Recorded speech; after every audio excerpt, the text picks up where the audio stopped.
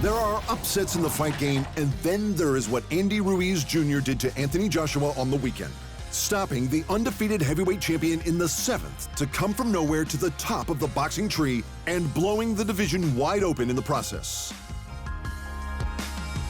Before the fight, it seemed like Ruiz was the only person who believed he had a chance. I think it came in a perfect timing to fight against Anthony Joshua. And those belts look really shiny, really good, man.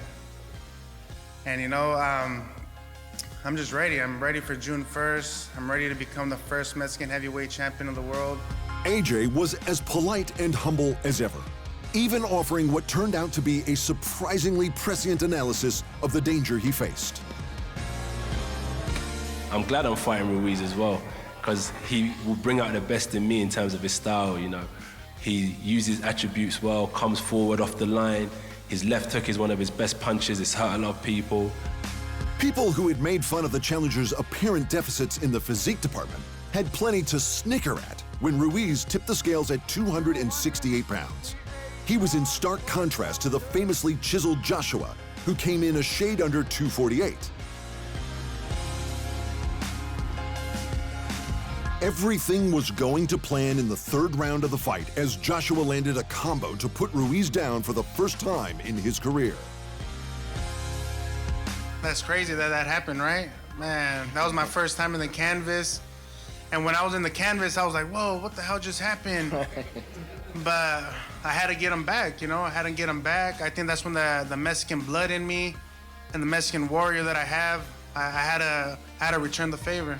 He returned the favor in the form of that left hook that AJ had been worried about.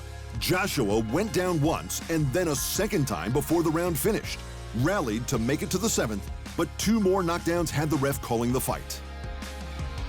Ruiz Jr., the first Mexican heavyweight champion in history, much like everyone who'd watched the fight, could barely believe what he'd done. It's a blessing, man. This wouldn't have happened, man, but thanks to Eddie Hearns, my team, Al Heyman, everybody, my dad. I'm still pinching myself to see if this is real, man. Wow, it's amazing. For his part, the former champion was as measured in defeat as he had been in victory. It's all good. It's not the result I wanted, but it doesn't define me. I want to bounce back, sharpen my tools, sharpen my mindset. And I think there's still a lot of positives that can happen in this boxing game, so there's a lot more to go. AJ's team have triggered his rematch clause, and the two are set to meet again in November or December. But the heavyweight division is suddenly a much wider race now that the stranglehold of the undefeated Big Three has been broken. To make things even more interesting, the only man to ever beat Ruiz, former WBO champ and AJ victim Joseph Parker, was at the fight to announce that he has just signed with Eddie Hearns' Matchroom Boxing. They're pretty much other best in the world with fights, holding fights in the US and in the UK, so I think signing with him is going to create more opportunity for myself and our team and being able to fight the best in the world. In the other big news of the night, Katie Taylor finally realized her dream of becoming the undisputed women's lightweight champion with a majority decision victory over Delphine Persoon.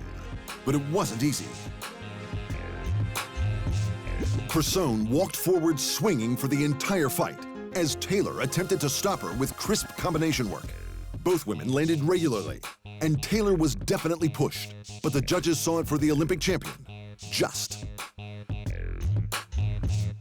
2 judges saw 1 round in it for Taylor, while the 3rd scored it even. According to CompuBox, Persoon outthrew and outlanded Taylor, but was fractionally lower on the power punch count. It couldn't have been closer. In the UFC, Anthony Smith has broken Swedish hearts by handing perennial bridesmaid Alexander Gustafsson a second headline defeat in front of his home crowd in Stockholm. Both men had their moments on the feet, and Gus was looking good to take the victory. But in the 4th round, a miscued takedown ended with Smith on the Swede's back, and the BJJ black belt made no mistake.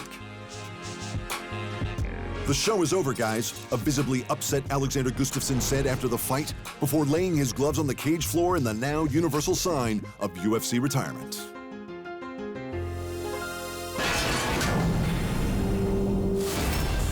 The extra money at UFC Fight Night 153 went to Anthony Smith for retiring Goose, Alexander Rakic and Leonardo Santos for their first-round knockouts, and Makwan Amirkhani for his sweet anaconda choke on Chris Fishgold.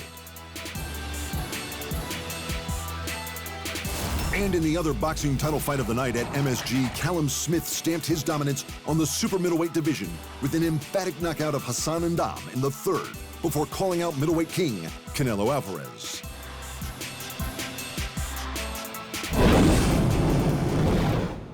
Thanks for watching, and remember, if you want more fight sports in your life, just hit the subscribe button.